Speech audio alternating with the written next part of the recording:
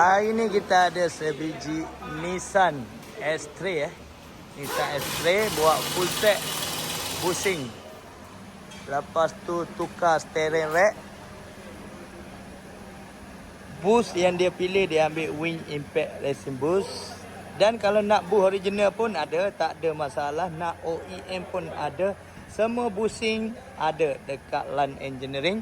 Boleh datang pilih sendiri. Tengok nak pakai boost apa, bagi tahu sahaja.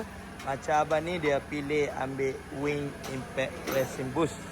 Boost dia tak keras sangat, tak lembut sangat, amat sesuai untuk jalan biasa. Atau kalau ada kereta buat naik Grab ke apa, memang sesuai sangat. Dia bukan PU, bukan Teflon, dia adalah sejenis getah. Getah Getah. Jom kita tengok. Yang ni pula ada Ativa satu tengah upgrade brake disc belakang, depan pasang Brembo.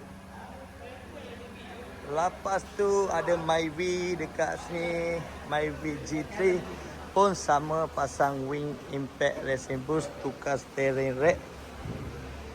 Jom kita tengok boost Wing Impact Racing Boost tadi. Dia bukan PU, bukan Teflon Dekat sini kita boleh tengok perbandingan. Yang ini PU. Dia keras PU. Yang ni kalau original dia lembut sangat. Wing Impact Racing Boost dia ada main, nampak? Dia main Wing Impact Racing Boost. Original Myvi or Wing Impact Racing Boost. Yang ni Teflon hijau, PU hijau. Nak beli kena beli brand ni Wing Impact Racing Boost. Dan kalau nak boost original pun ada. Tak perlu risau. Abang cakap tak nak Wing Impact, masuk original. Semua boost ada. Bagi tahu saja. Tak ada masalah.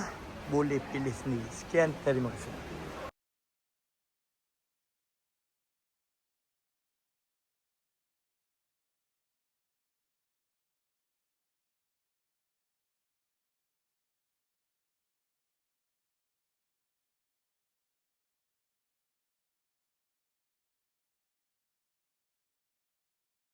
Ada pengguna-pengguna kereta Nissan kalau ada masalah steering rack, nak ganti steering rack, nak ganti bushing, boleh datang dekat Lan Engineering.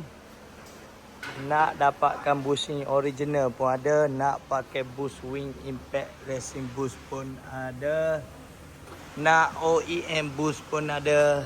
Mana-mana pun boleh pilihlah boost yang mana sesuai untuk anda. Semua ada. Macam abang ni dia ambil Wing Impact Racing Boost. Sebab apa Wing Impact Racing Boost, nampak? Dia bukan PU, dia bukan Teflon. Tetap ada main. Dia sejenis getah Getah. Jangan lupa like, follow dan share TikTok Lan Engineering Nissan S3. Boleh share banyak-banyak. Ramai lagi yang tercari-cari mana nak buat. Kalau ada masalah bushing-bushing ni, boleh cari Lan Engineering dekat Ampang.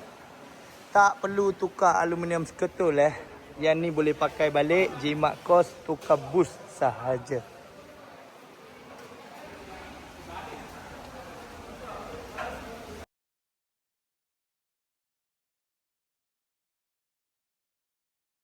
Hari ni ada sebiji Ativa upgrade brake. Depan, belakang. Belakang dia pasang Brembo. Depan Brembo, belakang dia masuk Honda punya. Jadi pada siapa-siapa yang pakai Ativa nak upgrade brake, boleh datang dekat Lan Engineering. Sekian.